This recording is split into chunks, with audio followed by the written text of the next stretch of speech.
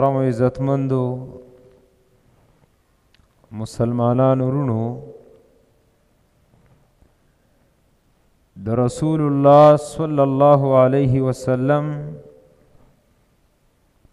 د پاکو بیبیانو سیرت هغه مونږ بیانولو. دینه مخکې د رسول الله صلی الله علیه وسلم د درې بیبیانو امهات المؤمنین مختصر سیرت هغه مونږ بیان کړو په توفیق د الله رب العالمین سره. د خدیجه الکبرى رضی الله تعالی عنها سیرت باندې مونږ دوه خطبه کړې وي. د سوده بنت زمعه رضی الله تعالی عنها باندې مونږ خطبه کړې و او بیا درېمه بیبي وا ام المؤمنین عائشہ صدیقہ بنت صدیق رضی اللہ تعالی عنها پاغی باندې هم منگ درې خطبه بیان کړی وی. د رسول الله صلی الله علیه وسلم چې کوم څلورم بیبی ده ام المؤمنین حفصه بنت عمر رضی الله تعالی عنها چې د نبی علیہ الصلوۃ والسلام په نکاح کې په څلورم نمبر و او د دې هم ډیر ناشنا احوال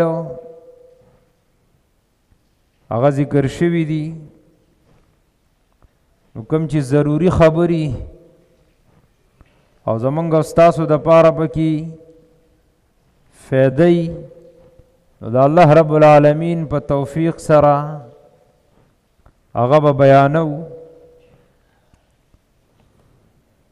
حفصه بنت عمر رضی الله تعالی عنه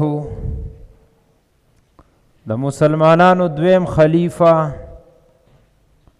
سیدنا عمر فاروق رضی الله تعالی عنه لور ده.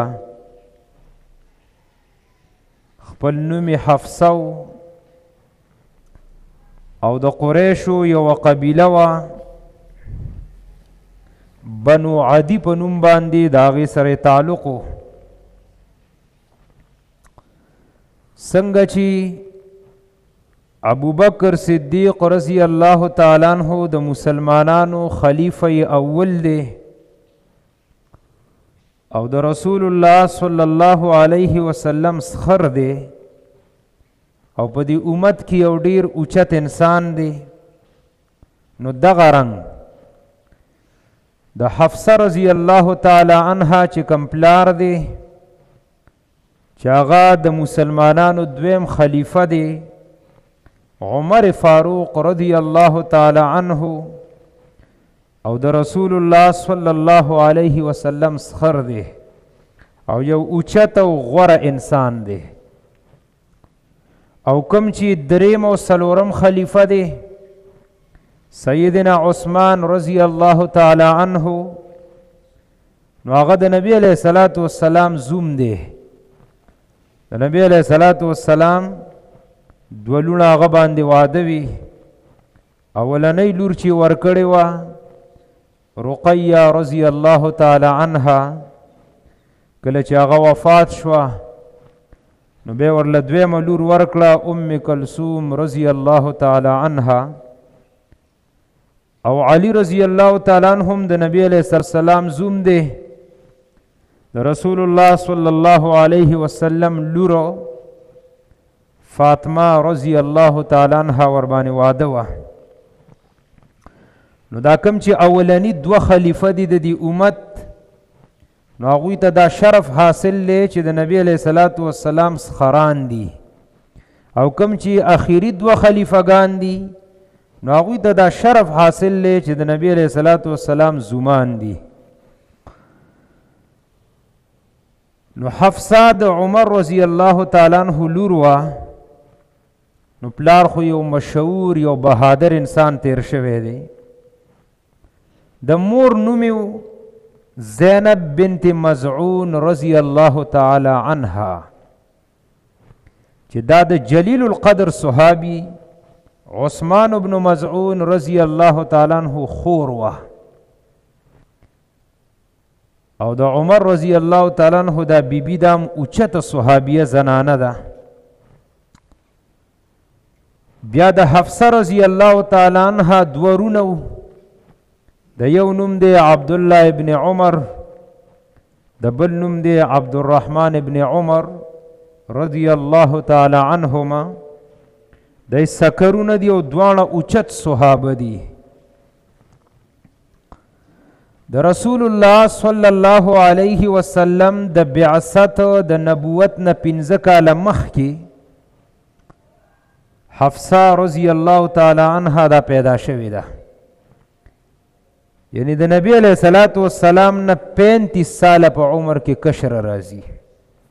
15 کاله دا د نبی علیہ الصلوۃ والسلام نه کشر وا حفصه بنت عمر رضی الله تعالی عنها. نو د نن جمعه کې خو ډېر څه نه بیانېږي خو صرف د نبی علیہ الصلوۃ والسلام سره چې نکاح په کم طرز طریقه باندې شوې ده چې صحیح بخاری دا روایت را نقل کړي هغه به ذکر کو. د حفصه رضی الله تعالی عنها اولنې خاون چې کوم دا غنوم دی خنیس بن خزافه السهمی رضی الله تعالی عنه. دا په خپلم ډېر جلیل القدر صحابي او د رورم جلیل القدر صحابي دی عبد الله ابن خزافه السهمی رضی الله تعالی عنه. د حفصه رضی الله تعالی عنها چې دا کوم ولنې خاوند دی خنیس بن خزافه دا هغه اوچت صحابي دی چې په جنگ بدر کې د شرکت کړی دی. امام بخاری رحمت الله علیه چې کله د جنگ بدر د صحابه کرامو نمونه را نقل کړي دی پکې موجود دی. په جنگ بدر کې په د باندې غشي لګېدلی بدن زخمی شوی خو هغه وخت کې نږدې نه دی وفات شوی. هم د دغه زخمونو د لاسه په مدینه کې د به د شهادت مقام هغه موندلی دی. یعنی په غزوه بدر کې چې دته کم زخمونه رسیدلی دغه زخمونو د لاسه دته شهادت به وروسته میلاو شو. نو کله چې خنیس بن خزافه السهمی رضی الله تعالی عنہ وفات شو دا د هجرت دریم کال لی. نبی علیہ الصلوۃ والسلام مدینې نه چې هجرت کړو دریم کالو. نو حفصه رضی الله تعالی عنها کونډه شوه.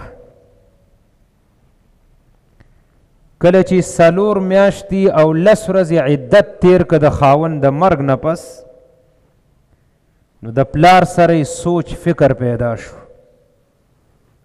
او واقعي خبرې چې د دې پیغلې لورم د مور او پلار سره د ډېر غمي سوچ او فکري خو چې کله د یوه لور کونډه شي تا ورکړي واده شوي او بیا کونډه شي نو د دغې لور سره د دې مور او پلار سره د دغې لور ډېر زیات سوچ او فکري او کوشش دی د مور او پلار چې زما په ژوند باندې زما دا لور د حیا او د عزت په طریقه باندې واده شي. د مور او پلار به دقه سوچ او فکر او په دې غمونو کې وخت تیری. نو کله چې د عمر رضی الله تعالی عنہ لور کونډه شوه حفصه رضی الله تعالی عنها نو عمر هو یو غیرتی انسانو یو بهادر انسانو یو اوخیار پلارو. نو هغه سرم د لور سوچ او فکر پیدا شو چیرې دا لور اوس بل ځای ورکول غواړي او ډیر په عجیبه انداز باندې د خپل لور رشته خلکو ته پیش کړي. عمر رضی الله تعالی عنہ دا خواهش و چې زما په دې ملګرو کې کم ملګری او کې زما دا لور نو خبي او هر مور او پلار لور د پاره خسته زه خوخی. نو بخاری کې د سراغلی دي ان عمر بن الخطاب حين تأيمت حفصة بنت عمر من خنیس ابن حذافه السهمی.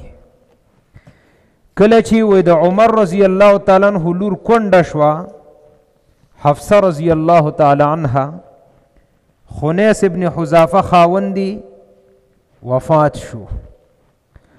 نو دا امیر المؤمنین عمر رضی الله تعالی عنہ په خپل د خپل قصه کوي وی فلقیت عثمان بن عفان فعرست علیه حفصه. وی د عثمان رضی الله تعالی عنہ سره ملاو شم او هغه ته مې ویلي چې خبره درته کوم. ویلي څه وی؟ وی ما ورته ویلي چې زما په کور کې لور ده، نوم یې حفصه دی، کونډه شوې ده او زړه مې غواړي عثمانه چې ته ورسره نکاح وکړي. عمر رضی الله تعالی عنہ ته عثمان رضی الله تعالی عنہ یو نیک صالح انسان ښکاره کېدو، نو ځکه هغه ته د خپل لور وړاندې کړه. عثمان رضی الله تعالی عنہ ورته ویلي سأنظر فی امری، انکار ورته ونه کړ چې نه کوم، ورته ویلي ماله به مهلت راکې، زه به په دې خبره باندې سوچ وکم، ماله مهلت راکا، بیا به دله زه د ها یا د نه جواب درکم. عمر رضی الله تعالی عنہ فرمایي فلبست لیالی، یو څو شپې تیرې شوې. نو ما سره عثمان رضی الله تعالی عنہ ملاو شو او راته وی چې عمر خفه کېږي به نه، لا اتزوج یومی هذا، په دې ورځو کې زما د واده څه اراده نشته، زه نه یم جوړ واده ته چې زه واده وکم، اراده مې نشته. عمر رضی الله تعالی عنہ ورته ویلي ټیک ده، دا د خفګان خبره خو نه ده، زه په نه خفه کېږم. عمر رضی الله تعالی عنہ فرمای فلقیت ابا بکر فقلت ان شئت انکحتک حفصه. و یو څو ورځې پس د ابوبکر صدیق سره ملاو شو او هغه ته مې ویلي چې ای ابوبکره ان شئت انکحتک حفصه، که دې خوښه یې راشه زما لور د ایستی وکړه، حفصه به دله درکم، نکاح ورسره وکړه. عمر رضی الله تعالی عنہ فرمایي وی فصمت ابو بکر فلم یرجع الی شیئا. وی ابو بکر رضی الله تعالی عنہ چپ پاتې شو، نه راته ها وکړو، نه راته وی چې مهلت را لراکا، سوچ پکوم، نه راته وی چې نه کوم، بالکل خاموشي اختیار کړه. عمر رضی الله تعالی عنہ په خپله وی د عثمان په خبره زه خفه نه شوم، بس هغه راله جواب راکړه چې زه واده ته نه یم تیار، خو د ابوبکر خاموشۍ زه خفه کړم چې نه ماله ګوره د ها جواب راکوي، نه رانه مهلت غواړي، نه راله د نه جواب راکوي، و دې باندې خفه ومه. خو امیر المؤمنین عمر فاروق فرمای فلبست لیالی، یو څو شپې نورې تیرې شوې او زه په دې سوچ او فکر کې پروت یم چې زما د لور د حفصې رشته به څنګه کیږي او زما لور به په حیا او عزت کې څنګه واده کیږي. وی په دې سوچ کې خطبها رسول الله صلی الله علیه وسلم، دروازه وټکولې شوه چې دروازه مې کولاو کړه، ګورم رسول الله صلی الله علیه وسلم دروازې مخې ته ولاړ. وی ما ورته وی چې ای د الله رسوله زه به درغلی وې، داسې څه ضروري کار ستا پېښ شوی چې ته زما دروازې لرالې. نبی علیه الصلاة والسلام ورته وی عمره زما راتلل ضروري و، زه په دې نیت او اراده باندې راغلی یم چې خپله لور حفصه دې ما ته په نکاح راکړه. هسې دا به څومره خوشحالي چې د الله نبي د یو کس دروازې له راځي ورته ټکوي او ورته وایي چې ستا د لور په رشتې غوښتلو پسې راغلی. د دې نه بله خوشحالي د صحابو دپاره نه وه. عمر رضی الله تعالی عنہ په دغه وخت کې څومره خوشاله شوی چې د الله رسول زما د لور رشته غواړي او دې پسې راغلی. نو په داسې رشته کې خو به سوچ او فکر نه. نو امیر المؤمنین فرمای فانکحتها ایاه، ما ورته وی د الله رسول درکړې مې ده. بس نبی علیہ الصلوۃ والسلام وسیسته بیا واده موک. دا کوم حدیث چې درته ما وی او د صحیح بخاری په دې حدیث باندې امام بخاری او باب تړلې دی او دا باب زما استاد د پښتو د معاشره خو خلاف دی. خو که اره خبره ته پښتو تاړې نو بیا به د دین ټول پاتې کیږي. امام بخاری په دې حدیث باب تړلې باب عرض الانسان ابنته او اخته على اهل الخير. دې حدیث نه ګوره داسې مسله ثابته کړي و یو انسان یو نیک صالح انسان ته دا ویلې شي چې راشه زما په کور کې لور د چې دلې درکم، راشه زما خور د چې تاله په نکاح باندې درکم، دا ورته ویلې شي. زمونږ د پښتو په معاشره کې دې ته بې غیرتوب وایي او خلک وایي که په خپله د خپله لور او خور چاته پیش کړه وایي دا تا د خپله لور او خور دې سپکه کړه او دغه سړي ته بیا دې پلار ته خلک بې غیرته وایي. لیکن زمونږ او ستاسو دین چې دین الاسلام دی هغه دا کار بالکل جایز دی. زمونږ دین وایي دې سره د لور او خور سپکیږي نه بلکې خور سره درنیږي، دې سره قدر پیدا کیږي. ځکه دغه سړي کې تا ته کمالات ښکاره کیږي، تا ته یو نیک صالح انسان ښکاري. نو چې پوډري لی ورکې، نشهي له لور ورکې، بدماش لی ورکې، د معاشرې ناسور لی ورکې، نو ښه نه ده چې نیک صالح انسان درته ښکاره شي په خپله ورته وي. ګوره قرآن کریم کې په دې باندې یو دلیل شته چې خپله لور خور په خپله چاته پیش کولی شي. او هغه د شعیب علیه السلام په واقعه کې راغلی چې شعیب علیه السلام موسی علیه السلام ته وی انی اريد ان انکحک احدى ابنتی هاتین، اے موسی زما دوه لونه دي او زه غواړم چې په دې دوو کې یوه تاله درکم. اوس سوچ په خپله تاسو وکئ چې زمونږ او ستاسو پښتو او غیرت به ډېري که نه د شعیب علیه السلام غیرت ډېرو. منګ او تاسو ځان ته ډېر غیرتیان وایو که نه عمر رضی الله تعالی عنہ ډېر غیرتي و چې هغه خپله لور اول عثمان ته پیش کوي او چې عثمان رضی الله تعالی عنہ ورته وایي زه نه یم تیار، زما واده ته اراده نشته، نو ابوبکر صدیق ته پیش کړه. د عمر غیرت ډېر زیات و. صحیح حدیث کې راځي نبی علیہ الصلوۃ والسلام فرمائی انی لانظر الی شیاطین الانس والجن قد فروا من عمر. نبی علیہ الصلوۃ والسلام عمر ته وی عمره قسم په الله ته چې په کومه لاره باندې ځې نو که انساني شیطانان دي که جني دي ټول دنه تښتي چې تا ویني. دومره غټ غیرت په عمر کې او د دې نه باوجود هم عمر رضی الله تعالی عنہ خپل لور خلکو ته پیش کوي چې راشه زی دله په نکاح باندې در.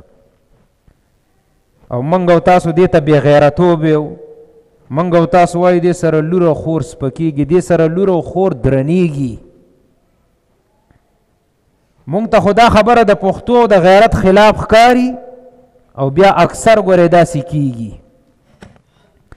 یو هلک به دیندار به تقوادار به خسته اخلاق بوله الله رب العالمین ورکړي، دا پلار به خو غواړي چې یاره زما دی لور سره دی الک نکاح واده کړی وی ډېر به ښه وی.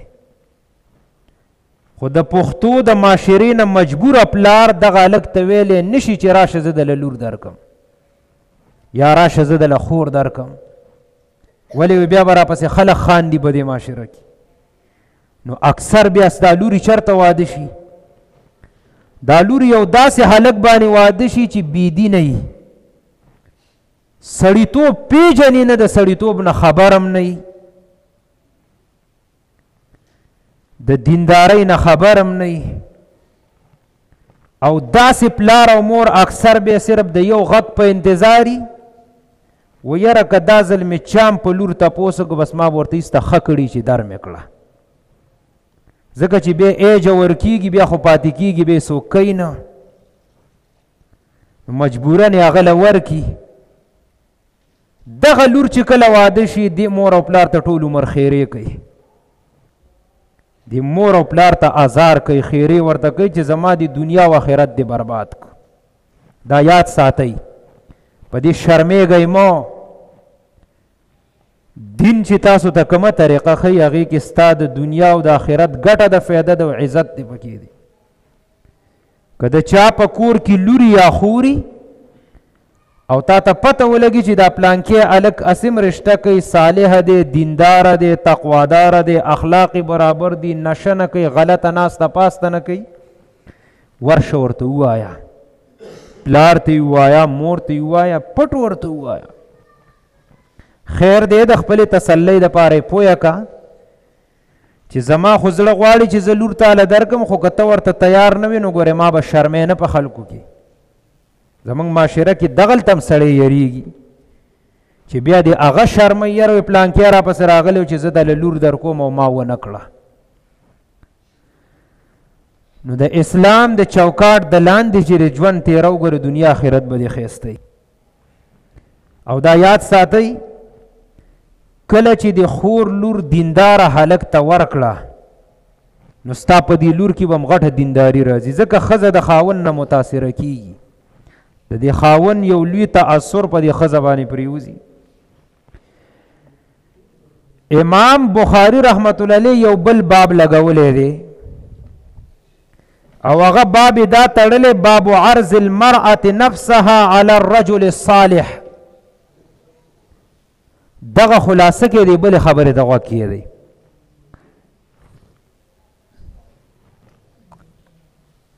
امام بخاری رحمت الله علیه باب لګولې دی و یو ښځه په خپلم چاته ویلی شي چې زه تاسو واده کوم دا مور او پلار او دا ورور خلاصېټ ته تکیه ده باب عرض المرأة نفسها على الرجل الصالح یو ښځه ده یا یو جینۍ ده او هغه ته یو دیندار او صالح او نیکعمله الک پته ولګېده دا زنانه دغه الک ته ویلی شي چې زه تا سره نکاح واده کوم ما سره واده وکړه او بیا حدیث ذکر کړی دی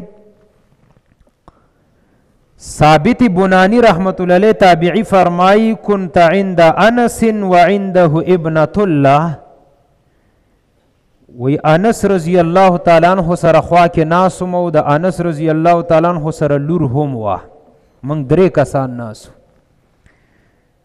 انس رضی الله تعالی عنہ راته ویلي جاءت امرأة الى رسول الله صلی الله علیه وسلم چې یو زنانه راله نبی علیه الصلاۃ والسلام پسې قصه راته کوله او نبی علیه الصلاۃ والسلام ته ویلي چې یا رسول الله ما سره واده وکړه زه تاسو واده کول غواړم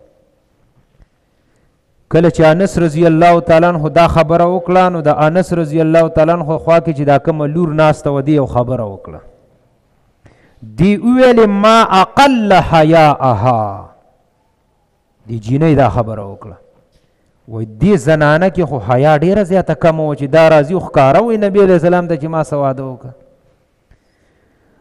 انس ابن مالک رضی الله تعالی عنہ ورته غصه شو ورته وایي چپ شه هي خیر منک دغه زنانه ستانه ډیره غوره وه ځکه د الله نبي سره چې یو زنانه نکاح کول غواړي او بیا د الله نبي ورسره نکاح وکړي هغې نه به غوره بله کومه زنانه نو زمونږ او ستاسو په دین کې دا خبرې شته ګورې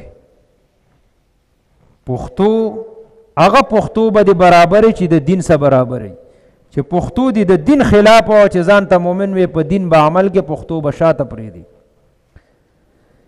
الغرض عمر رضی الله تعالی عنہ خپل لور حفصه رضی الله تعالی عنها نبی علیہ الصلوۃ والسلام ته په نکاح کړه نو امیر المؤمنین فرمای یو څو ورځې پس فلقینی ابو بکر ما سره ابو بکر صدیق رضی الله تعالی عنہ میلاو شو او ما ته ویل چې عمر ته ما نه خپای وی ما ورته چې خود نه خپه یم.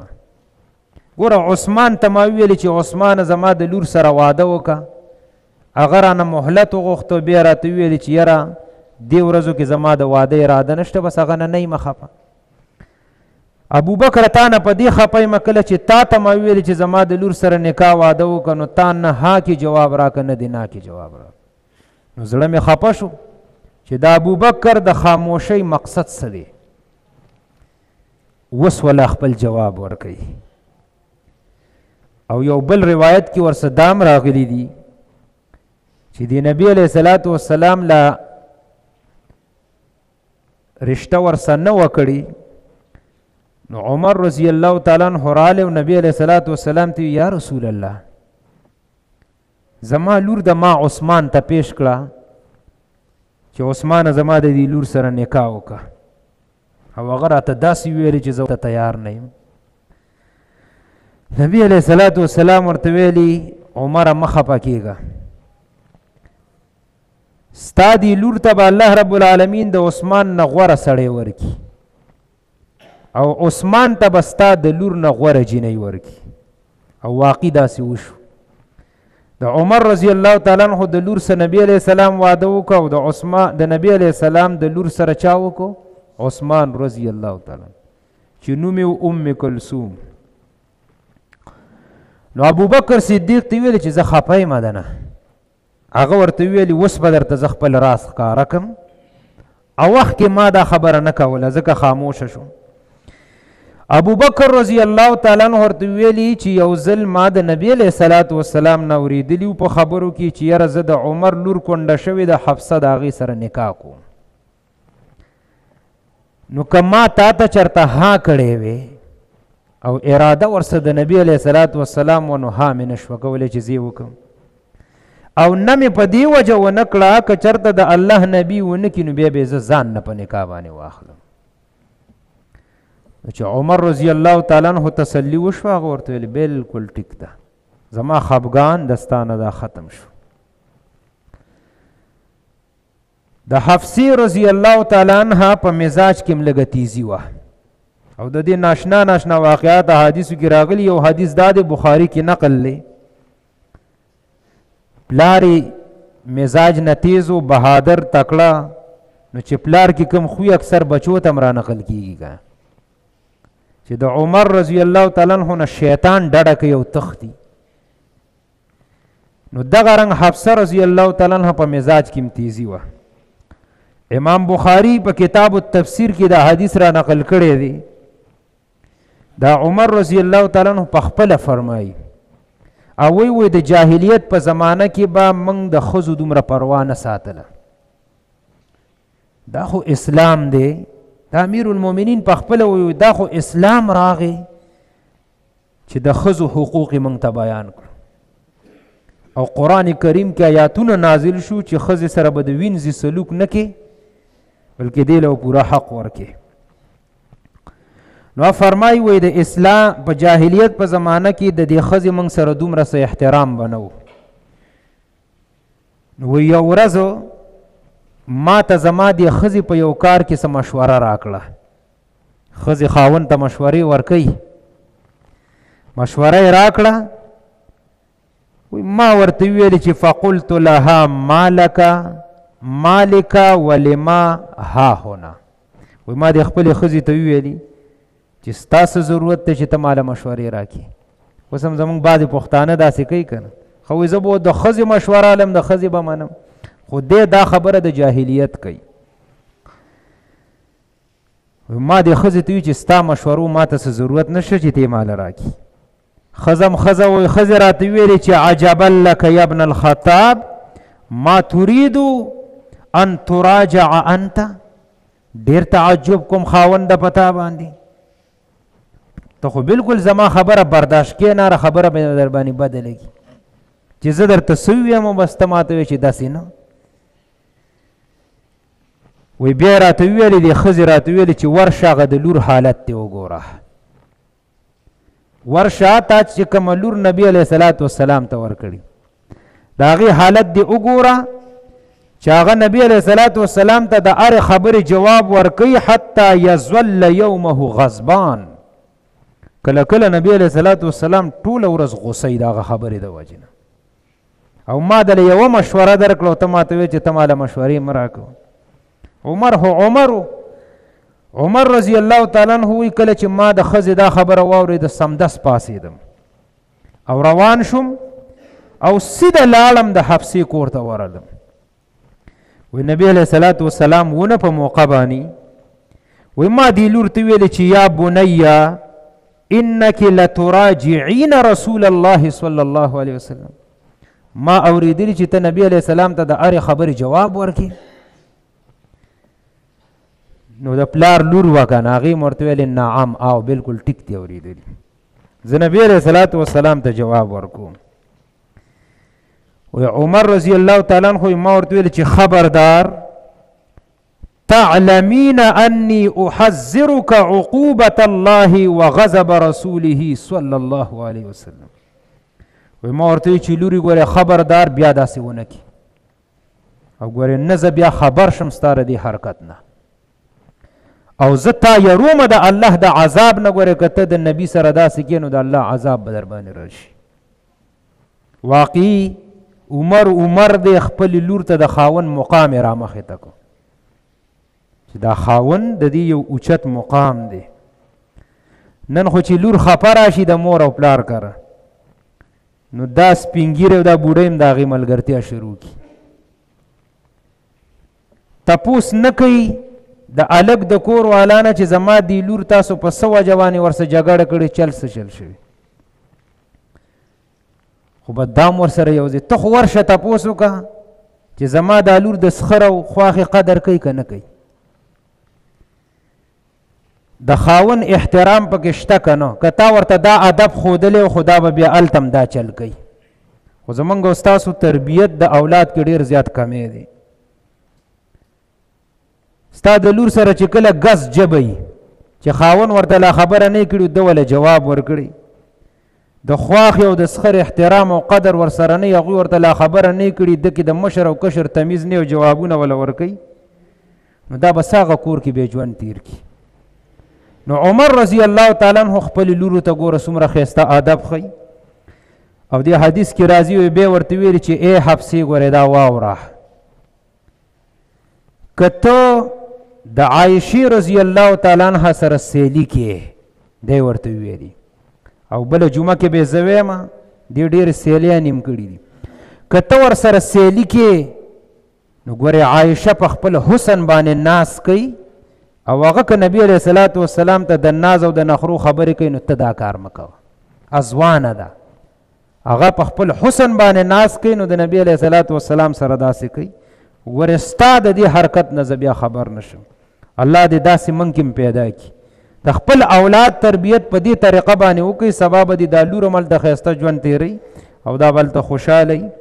اقول قولي هذا استغفر الله لي ولكم